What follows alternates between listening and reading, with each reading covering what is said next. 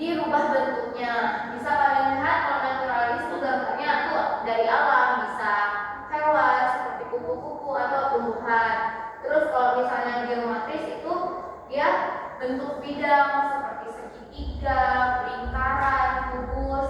Dan kalau dekoratif itu dapat kalian lihat contohnya di sini, dia adalah bentuk dasar yang sudah dirubah, misalnya angsa.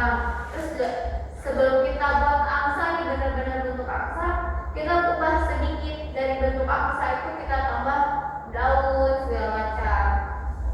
Nah, sampai sini ada yang ingin bertanya nggak? Karena mungkin dari 7 elemen pada elemen-elemen ini nggak bisa kita jelaskan semua karena waktunya waktu kita sedikit ya. Jadi ibu cuma jelaskan setengah bagian aja. Nanti untuk kedepannya ibu akan jelaskan lanjutannya. Sampai sini ada yang ingin bertanya? Iya, bagus kata Ratu, silakan.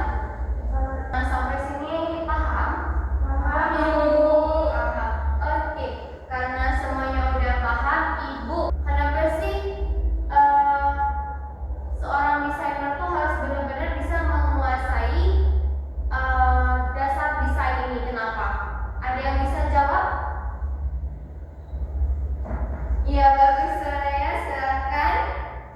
Karena desain itu awal Bu, ketika kita menciptakan sebuah karya busana ini dengan ada proporsi bersama mengenal apa itu dasar desain, maka desain itu betul-betul dikerahkan Bu.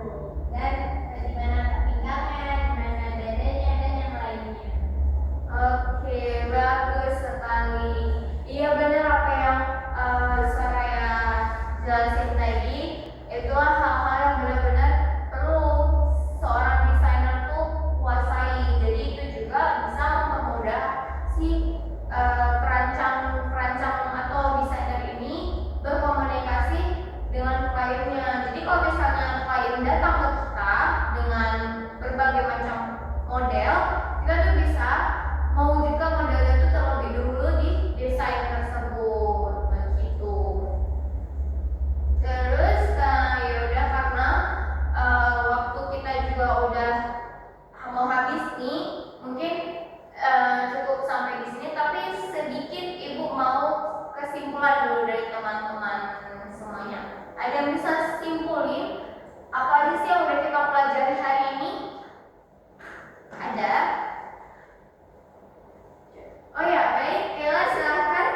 Jadi desain busana itu adalah ide atau gagasan seseorang melalui gambar.